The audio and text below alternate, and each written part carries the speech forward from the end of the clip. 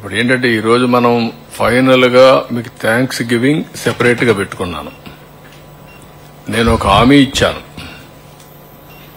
Last mile last person కు న్యాయం చేసే వరకు ఈ ఆపరేషన్స్ కొనసాగుతాయని.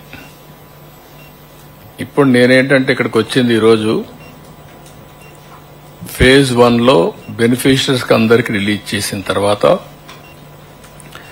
ఇక్కడ ఎక్స్ట్రాడినరీ వర్క్ చేశారు. నేను ఒక్కడనే కాదు, టీమ్ యాజ్ సచ్. ఒక 10 రోజులు 11 రోజులు నేను 100 days లో నేను టైం స్పెండ్ చేసింది మానిటర్ చేసుకుంటున్నాను.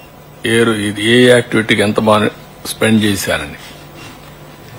నేను ఆల్ డిపార్ట్మెంట్స్ రివ్యూకి ఎంత స్పెండ్ చేశానో దానికంటే డబుల్ టైం దీనికి స్పెండ్ చేశాను. ఇక్కడ 146 hours 11 days ఇక్కడే ఉండి. ఎందుకంటే ఇది ఒక పెద్ద విపత్తు, బిగ్గెస్ట్ క్రైసిస్. సఫరింగ్ కూడా huge suffering by human beings. అది చూసిన తర్వాత నేను ఇక్కడే ఉండడం, మనం అందరం కలిసి ఒక ఉద్యమ స్ఫూర్తితో ముందుకు పోయాం.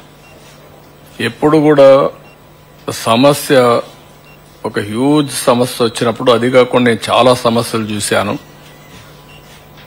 ఈవెన్ సింగరేణి కాలరీస్ లో అండర్ గ్రౌండ్ మైన్స్ పడిపోయినప్పుడు ఒక 25-30 మంది చనిపోయారు.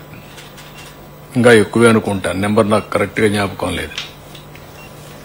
5-6 కిలోమీటర్ల కేవ్ లోపలికి, గని లోపలికి వెళ్ళాను నేను. మా ఆఫీసర్స్ వద్దన్నారు. లేదు సార్, అది డేంజర్ గా ఉంది, ఎక్కడన్నా అది కూడా మళ్లీ కొలాప్స్ కావచ్చు, precautions you should not go అన్నారు. I said no, I have to go. I have to create confidence. నేను పోకపోతే రేపు రాబోయే రోజుల్లో ఎంప్లాయీస్ ఏ విధంగా లోపలికి వెళ్తారు పనిచేయడానికి, what is the safety you are providing అని వెళ్ళాను. స్పాట్ చూశాను, వచ్చాను. మాక్సిమం అప్పట్లోనే ఈచ్ పర్సన్ కి ఆర్థిక సహాయం చేశాం, మాక్సిమం చేశాం, అన్ని చేశాం. అక్కడి నుంచి ఉదూదు చూశాను, సూపర్ సైక్లోన్ చూశాను. కానీ అన్నింటికంటే ఇది డిఫరెంట్ డైమెన్షన్.